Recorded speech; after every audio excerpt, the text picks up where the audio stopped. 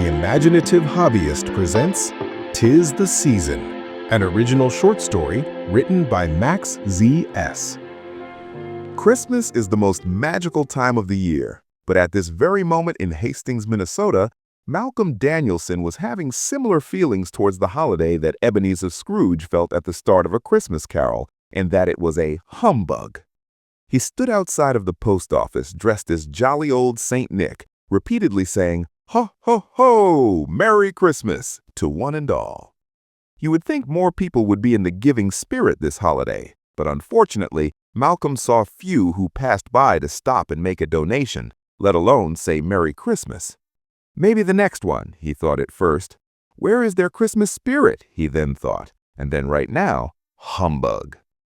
The cold was getting to Malcolm. He thought he had dressed warm enough for the occasion, but it turned out he was not as prepared as had thought. His fake beard was becoming so frozen to the point where all the hairs were sticking together and sparkling like tiny diamonds. How he so wanted to be inside of the post office and cozy up by the heater for at least a few minutes or so before going back out into the cold. After some minutes, the streets were practically empty. He went inside and asked Howard to cover for him as he warmed up by the heater. Malcolm took out his phone and checked to see if he received any notifications from either friend or family. To his surprise, no message had been sent for him, which was odd, given how everyone he knew was so into the holiday and preached about sharing joy and kindness on their social media profiles. Another humbug, he thought, and sighed. At 40 years and 6 months of age, Malcolm was finding himself in a position where he was feeling that his life had been one missed opportunity after another. Those very same missed opportunities would never be available again to him, and so he sat there in his chair by the warm blows of heat, sad in the face as bad memories swirled around in his head like a mad storm. He ended his break and headed back outside. Malcolm forced a smile on his face and jingled his little bell to grab the attention from any passers-by. Unfortunately, the streets of downtown Hastings were still mostly empty.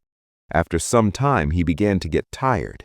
He closed his eyes for a second, and when he opened them, he spotted from across the street the silhouette of a man illuminated by a streetlight. They were so far away that he wasn't sure if they were real or a trick of the eyes, so he blinked once and then twice, but the silhouetted figure was still there. He walked on over and pulled out their wallet and made a strong donation of $10 into Malcolm's box. He was an older fellow, probably in his 70s. "Thank you, sir. Merry Christmas," said Malcolm to the good man. "Merry Christmas to you as well," he replied. "Very cold tonight, isn't it?" asked Malcolm, who after so much time to himself was starving for conversation. "It is, but I thought Santa Claus would be used to such weather conditions," the old man asked. "Well, they do say everyone has a limit," Malcolm answered. The two laughed and continued conversation. They talked more about the weather that turned into talking about working late on Christmas Eve. Things soon took a different turn, and Malcolm explained his lack of Christmas spirit to the jolly old fellow. "It is not over yet, my friend. Have a bit of faith that things can turn around," he said. When Malcolm gave thanks and asked what his name was in the event that they ever crossed paths again, the old man introduced himself as Nicholas, and he entered the post office. A few minutes later, the streets became alive again.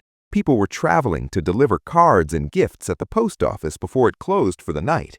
Every person that walked by Malcolm stopped and made a donation and followed it up by wishing a Merry Christmas.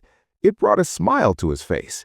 For the rest of the night and all of the next day, his association with the holiday went from humbug to Merry Christmas to all, and to all, God bless.